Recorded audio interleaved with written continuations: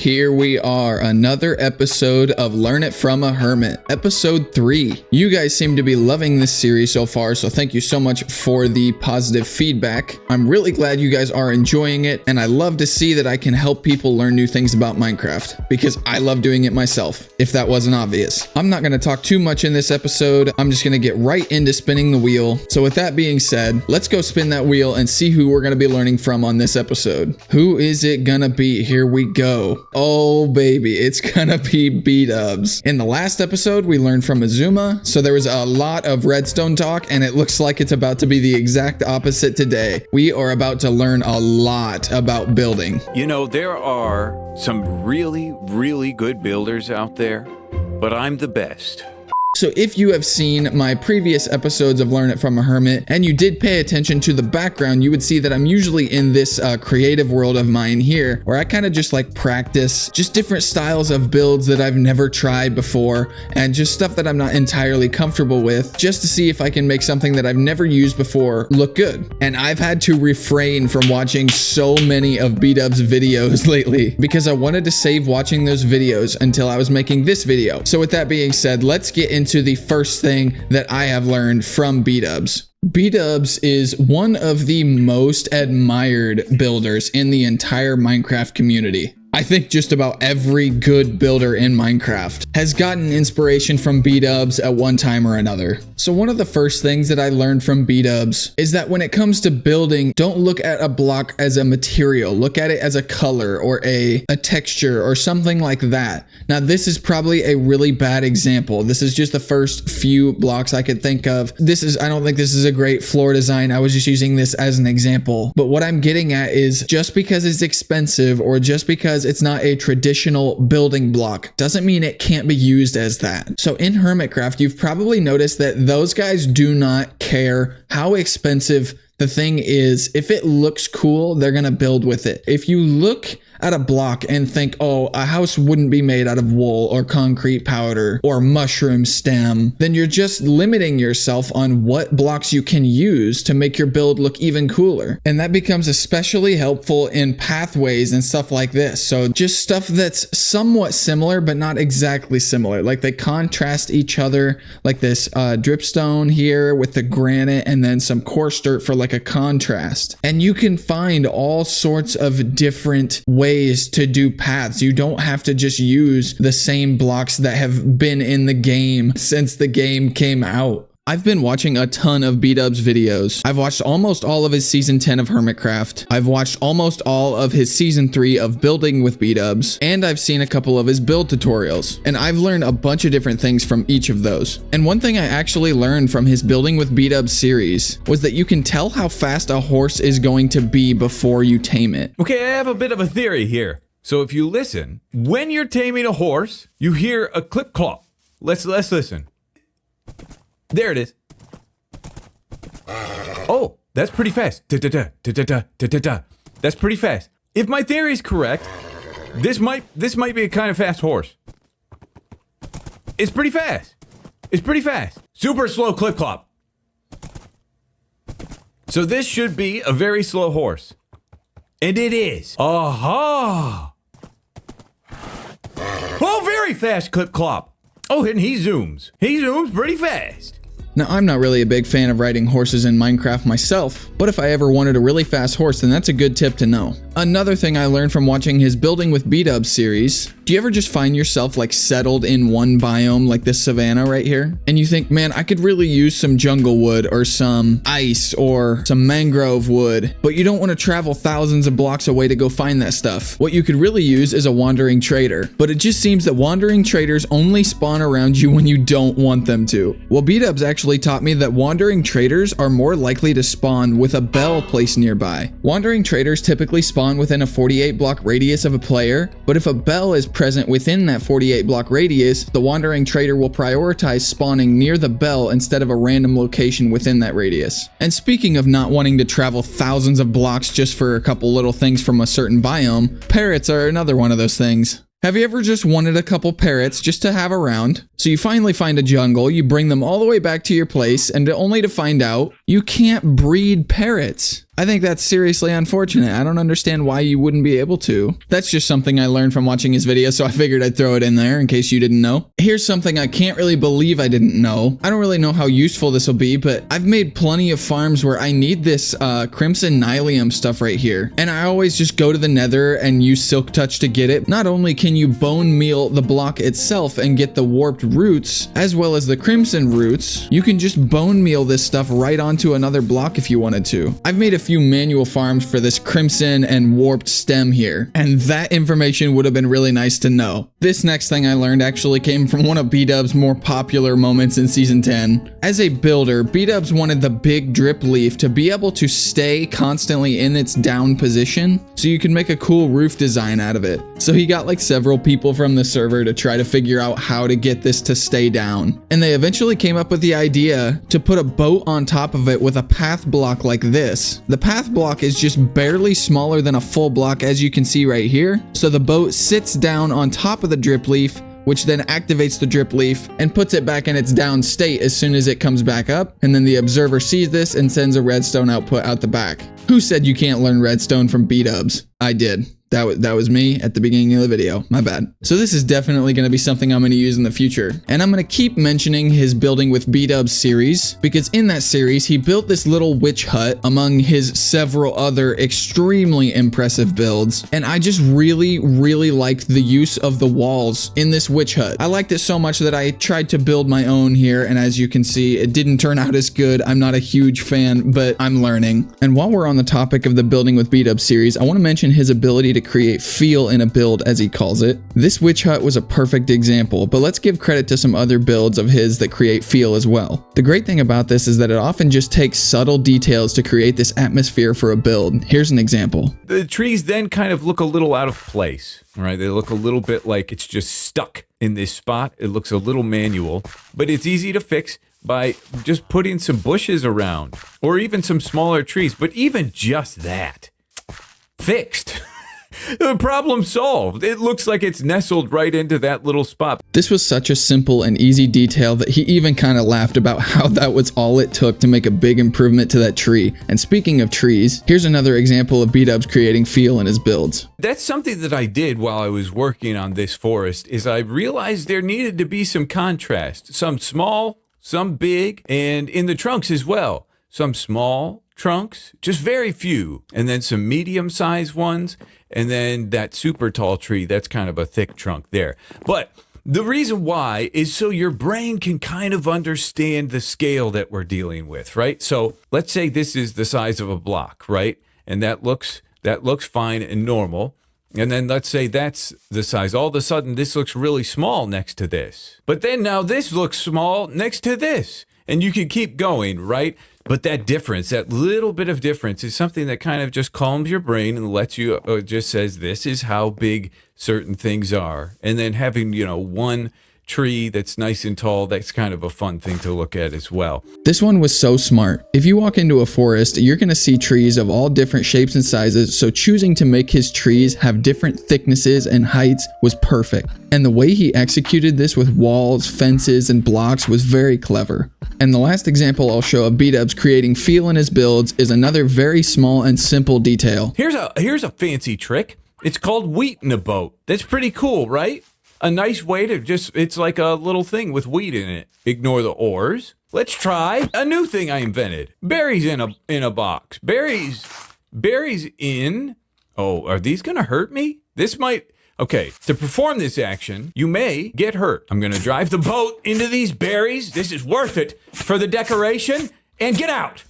And that's berries in a box. Like I said, very simple, but it's an interesting idea. I love when the hermits show little details they add in that would otherwise get overlooked. Let's take a break from the building tips for a second and check out bdubs' episode on the Ip and Skiz podcast, because it wouldn't be a Learn It From a Hermit video without showing that hermit's appearance on the podcast. I love throwing this in because you get to see what drives each hermit to keep playing Minecraft and how they are as people. So maybe I'll shut up long enough to show you this clip. Maybe.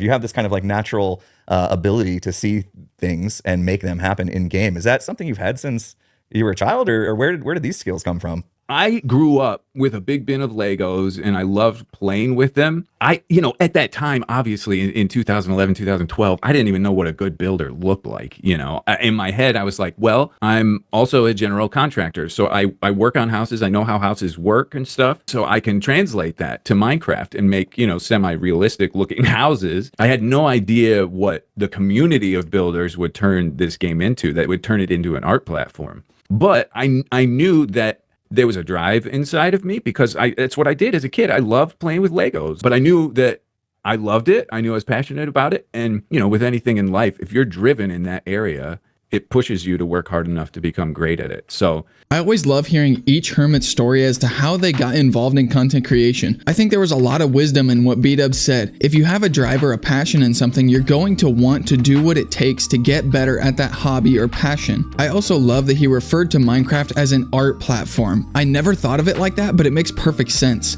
You can express yourself in any way you want in this game, and I think that's why so many people have been drawn to it for so long. Now, where were we? Oh yeah, ferns. Da da da da, pang, da da da da, pang, da da da da, pang. Yeah, this is just another one of those things where I kind of just forgot that they existed. Totally forgot that ferns were even a block. Didn't even think about the fact that you could farm them, so I figured I'd throw this in there. bdubs is known for using a bunch of greenery in his builds, like moss and leaves and stuff like that. And in season 10 of Hermitcraft, he got the permit to sell bamboo. And he taught me a little trick with bamboo to get that tiniest little bit of detail on it. So let's say you want to decorate your build with some greenery and you want to use bamboo. If you bone meal it like this, then the leaves are only going to be all the way at the top. So what you can do to make it look a little more natural and leafy, you can plant it, bone meal it once or twice, then manually put another 1 or 2 on top of that, and then bone meal that piece. And then you can do that as tall as you want. Then the leaves are spread throughout the whole thing. Not sure how many people would actually notice it, but if you pay attention to a bunch of little details like this, then it will improve your builds in a very big way. There are a ton of these little tips and tricks, but let's try to get into some more serious lessons from bdubs.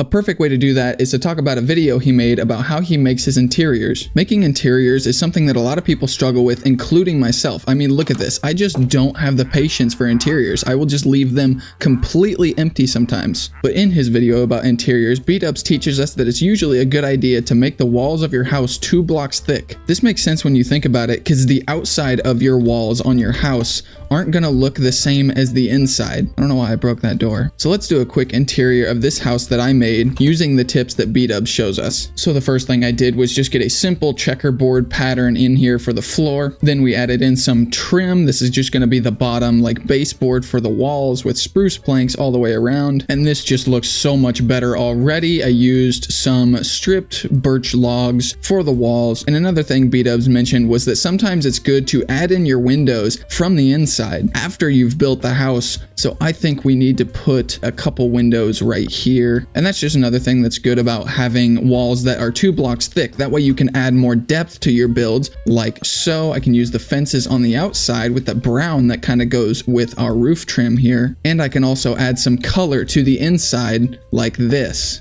Now this is interesting because he mentions in that video that not only are you putting in a ceiling, but you're putting in the floor for the second level. Then that means that you need to make a 2 block thick ceiling as well. I know this is starting to sound expensive if you're making this in survival, but this is what the pros do and you've seen what their builds look like. So I think it's worth it. So let's just say I want to put my ceiling in for the first floor and I want the top of the ceiling to be, let's say, right up there because I don't want it to cut off my window. So that means that the floor of the second floor is going to be the block above it. So there is our floor for the second floor. So now let's put our ceiling in. So this is just the first ceiling design that I kind of came up with. I wanted this color to kind of match the walls, but also contrast it a little bit, as well as this color right here to kind of go with the trim, but not match it entirely. I'm not going to turn this into a building tutorial video, so I'm just going to show you the finished product when I'm done with it. Okay, so you walk in, and my thought process for this was just think about what you would see in a house when you walk into it. So you walk in the front door,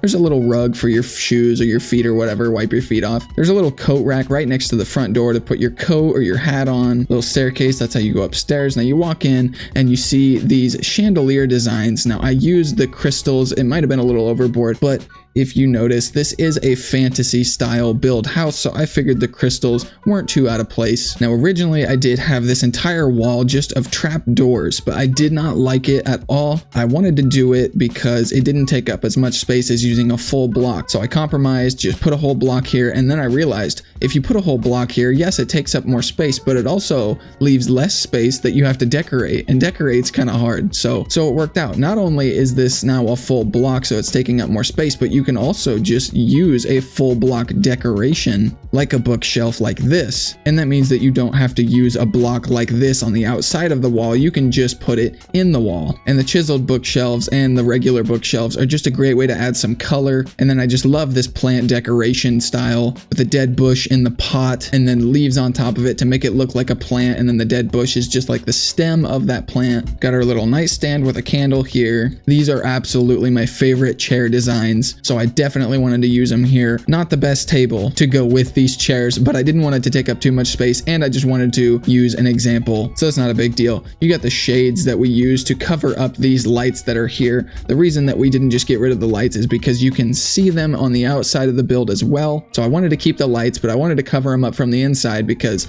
we don't need that much light showing since we have these lights here. Now moving into the kitchen, the crafter actually looks like an oven. So this is the door to the oven that you can open out like this. And then the top with the red also looks like burners that are on. So that's pretty cool. And then granite is actually a really common countertop material that people use. So I figured I'd use the granite, and it actually looks really good in this build, and in my opinion. And every kitchen has some storage. So with these barrels, I made some like cabinets with a little bit of trim under them with these trap doors. So I thought I would add the top of the shelves the same color as the trim of the house, so that way it kind of matches, and I think that looks good. Then you got your big window in the kitchen, so when you're doing dishes, and your sink over here. By the way, this is a pretty cool sink design that I came up with. Waterlogged stairs facing backwards, and then the signs on the edge of the stairs to make it look like you have your little cabinets under your sink. And I was gonna put like a TV or something here. Honestly, let me just throw a painting, and we'll just do a 3x3 painting. Oh, that's a new one. I've never seen that one before. That's really cool. So yeah, I think that works really well. So this is the interior that I came up with. Now the upstairs, I did not even mess with it at all. I just wanted to show you the tips that I learned from BDubs about interiors, and I think I actually did really well. This is probably the best interior I've ever made. Now that we've talked about interiors a little bit, let's talk about the exact opposite. One thing that BDubs uses to his advantage in his builds is actually the distance you are away from your build. So as you can see, I'm paying attention to this mountain right here. It was one of the first things I made. It's not great, but from a distance, it's like, oh, that's kind of cool. It's like a waterfall that's going through the mountain. But then the closer you get, you kind of realize, or at least I think, that there's just a little too much tuff mixed in, and it kind of makes it look too dark. It makes it look too man-made, too manual. And then you start picking apart, well, there's these little holes around here, and there's these little nubs up here that are a little weird and just not natural looking. But that is the sacrifice that a lot of good builders make. So if you really pay attention to BDubs' massive builds, he uses blocks in his builds that you would not expect to be used in that build. I've seen him use dirt in plenty of buildings, and then sometimes he'll just throw random color in the middle of some stone building or stone tower or something like that. And up close, it looks really, really weird. But then you back up quite a bit and you look at the entire picture and you realize that it fits absolutely perfectly. And I've even seen him use TNT in some of his builds. Now let me show you a perfect example of BDubs using this technique with color. The dark colors in this game all blend. Look at this. Can you tell? I mean, when we're close up like that, you can tell that one is a little more brown than black. But from a distance, it all looks kind of black, right? So you can get away with some of these little things, mixing brown and black, even though it's not the best visually up close, it works. We got time for another couple things I learned from BDubs, and if you made it this far in the video, I just want to say thank you for watching. It means so much that people enjoy my content enough to spend their time watching it, so I can't tell you how much I appreciate your support. And make sure you go over to BDubs' channel and hit the subscribe button and show his channel some support as well. So BDubs showed me a couple crafting recipes that I didn't know were possible. The first one is you can craft sticks with bamboo. You don't have to turn the bamboo into planks to make sticks. You can just use 2 bamboo and craft a single stick. Didn't know you could do that, so that's great if you want to automatically craft some sticks with a crafter hooked up to a bamboo farm. Now this next one, I'm very surprised I'm just now learning, but it wasn't until I saw bdubs do it that I found out you can craft end rods. This is amazing because the end rod is such a good item to use for decoration and subtle lighting, and up until now I thought you just had to spend hours looting the end cities very tediously, but finding out you can craft them with a popped chorus fruit and a blaze rod is great. Fairly expensive, but you can make pretty simple farms for both these things. And the last thing I'll share that I learned from bdubs is... This is supposed to be a drum roll. In this clip, he shows us how to avoid repetition in builds. What does that mean? You'll speak when spoken to! Sorry about that, people interrupting me. This is a great way to make your builds look less cookie cutter, if you will. It makes a build look more unique if every little detail isn't exactly mirrored on both sides or symmetrical. Let's just let bdubs explain this one. I want to hammer this home because for builders, if you like building in Minecraft or you want to build cool things, this is the lesson. This is the core of everything. These pillars, too tall, too apart, all the way down. And that has its place, but not here. If you want to make it more interesting, you change it up. Like so. See how this looks more interesting? It's the same thing. It's every 2. There's so many ways, just with this small example, so many different block types that you can change. I could have made these closer, could have made stairs, could have made even more material variants. These little things, there's so many things that you can do to just throw a little bit of interest into all of the repetition. So most of this roof is just, I think, this brick, the deep slate brick, but every once in a while, stair. Every once in a while, different block variant. Every once in a while, basalt. You know, just some changes. Even these 4 windows right here. These ones, kind of the same, but this one has a sign on it. This one's got a sign. This one's down. These have wood on top. All kind of different. Here's a really good view of how this roof edge kind of changes all along the way. It looks great. From here, it looks fantastic. It's a perfect job.